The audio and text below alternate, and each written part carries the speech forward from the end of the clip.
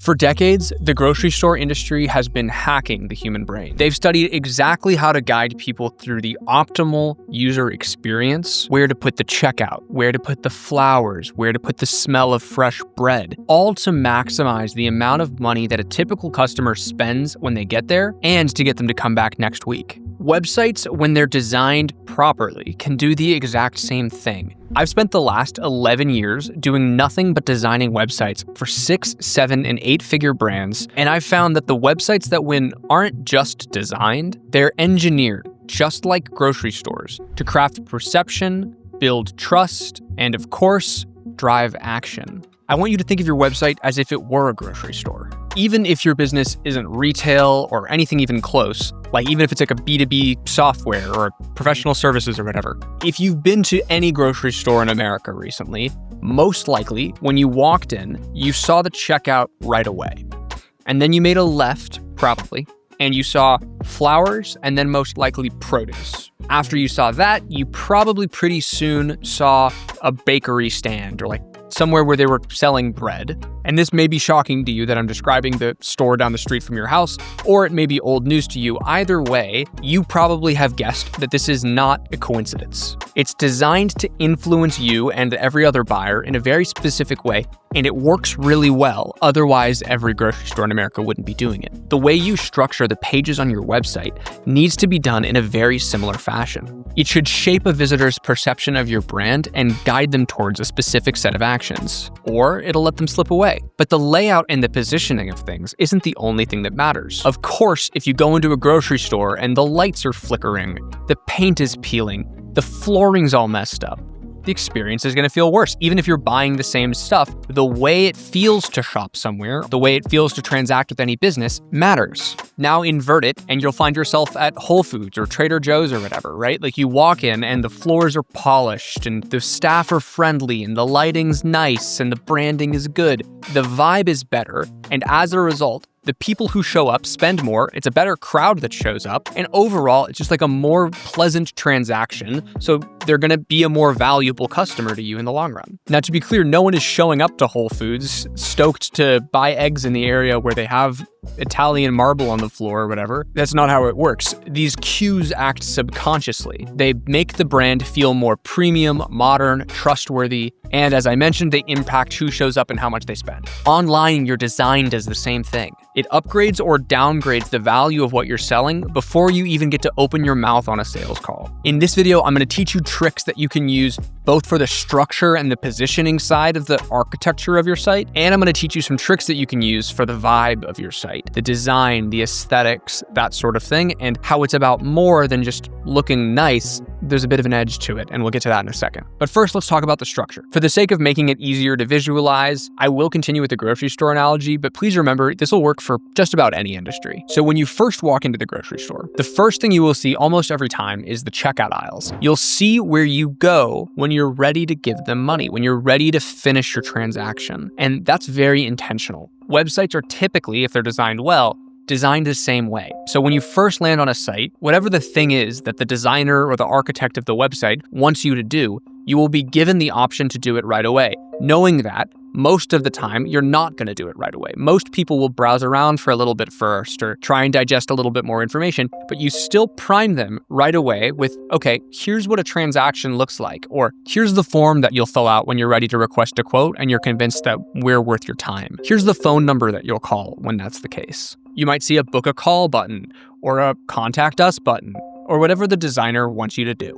After you go through the checkout, the next thing that you'll get to is probably the flowers and then the produce. Why would you start with flowers and produce? Well, they convey a feeling of freshness. They sort of set an emotional undertone. I'm using the word emotional, like not intellectual, like it's like subconscious. You're thinking about everything through the lens of emotional. And as you go through the rest of the store, the masterminds of retail design have decided that that does stick with the customer. That's why every single store does it, even though you know that when you get to the dairy aisle, you're not thinking consciously in your head, I'm going to grab 2 cartons of milk because I saw some hydrangeas earlier and now everything feels fresh to me. Like, of course not. That isn't how human beings consciously think, but it subconsciously does have an impact on us. And we know the same thing works in web design.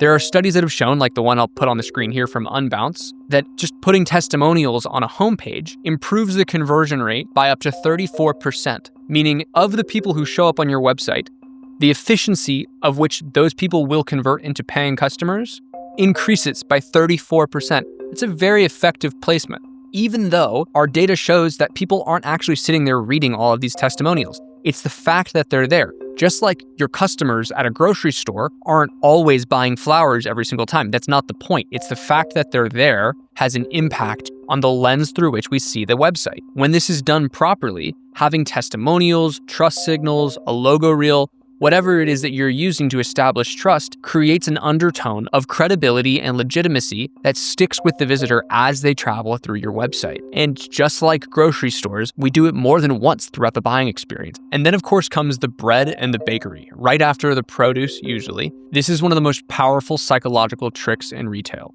The smell of fresh bread has been shown to increase appetite and then increase the amount that customers spend on food. That's pretty logical. You're going to spend more on food if you're hungry. But the store isn't just selling bread this way. They're priming your brain to want more of everything else too. In other words, they make you hungry. They remind you why you're there in the first place. And while we cannot yet influence the things that visitors to our website smell, we can subconsciously remind them of why they're there and make them hungry for the thing that they were after in the first place. And you want to do it before they get too far into the site, because data shows users don't scroll too far into your site on average. So if you're a landscape designer, this means showcasing beautiful photography or drone footage of your best projects so that your customers can envision themselves being the envy of the neighborhood and having the lawn everyone else wants. If you're a fitness coach, maybe you're showcasing before and afters because you know as a smart fitness coach that your customers aren't buying coaching, they're buying the feeling that they want to have 6 months from now when they look in the mirror at themselves. If you're a law firm, maybe you're showing case results and so on. Help your visitor remember why they're really on your website. Reignite their hunger for what you sell before they get too deep into the site. It'll shape the lens through which they see everything. And then of course there is the checkout aisle. There are so many tactics that are employed by both grocery stores and web designers, but this video will go on forever if I do them all, but we will just do the checkout aisle to wrap up this part of the video. And then we'll get into the design portion, which is also really fun. You've come to the store and you've gotten what you came for. Your mission should be over, but then you hit the checkout aisle. If you're watching this video, you're probably the kind of person who already knows that the stores upsell you at checkout. They hit you with magazines, candy, chewing gum, all that just to get additional margin out of each sale, of course. And you already probably know that online stores do the same thing, or they should at least. They try and hit you with people who bought this, also like that, to try and get you to add more things to your cart and incentives for free shipping beyond a certain cart value. You've probably heard about that and seen those plays. But it also works similarly for businesses that rely on leads rather than online sales. It's just a little bit of a different script. When someone fills out a form, that's them going to checkout. But that's not the end of the funnel. That's your chance to deepen their level of intent and strengthen your relationship with that prospect. For example, if someone requests a consultation with you, you can redirect them afterwards to a thank you page with a video that helps them set expectations, maybe overcome some of their objections and hesitations that you've seen with most of your prospects, and maybe increases the percentage chance that they actually show up to that consultation. If someone downloads a resource on your site, maybe you direct them towards something else that instead of being free is like a low ticket option. You can sort of guide people based on what they're interested in, and even if you're not collecting dollars from the visitor, you can still upsell them with additional levels of commitment and trying to get more out of that lead while they have that momentum. And then of course, if you are selling an e-commerce website, it's a no-brainer. You should be doing order bumps, cross-sells, minimum order value, incentives, all that good stuff. Quick pause here. If you're watching this video and you're thinking, man, my website is really not doing what it needs to be doing for my business, you are in the right place. That is what I do all day, every day. I help businesses fix their websites and optimize them, not just so they're structured properly, but also so they shape the perception of the brand the way that it needs to be, which is what I'm going to get into next. But if you already know you want some help with this, click the link in the bio to schedule a consultation and we will get you set up with a website that converts like your local grocery store. All right, let's get back into it. Now let's talk about the vibe of your website. This is actually my favorite part because it's so slept on. Everyone hates on the vibe. Everyone thinks that the only thing that matters is the conversion elements and the structure, and those things matter so much, of course, but the aesthetics are obviously important. Your website is going to be many people's first or second impression of your brand. And by designing it well, you get to systematically influence that impression that every one of your visitors and prospects will have of you in perpetuity. And that, of course, will impact how they view your products, your services, and your pricing, importantly. And earlier, I gave you the example of walking into a grocery store with like cracked tiles and bad lighting versus going into like a modern polished store. And that's true, but it goes way deeper than that. It's more than just about good versus bad. That is true and it's an important consideration. But the real question isn't just, does my website look like someone's trying to steal my credit card and scam me online? It's, does my website make me look like the type of business I want to be perceived as strategically? Because design doesn't just separate the sloppy from the polished. It separates affordable from premium, traditional from modern, safe and stable from cutting edge and bold. This is brand positioning, and your website is one of the most powerful tools you have to communicate that positioning. Let me give you a concrete example. This is Airtable.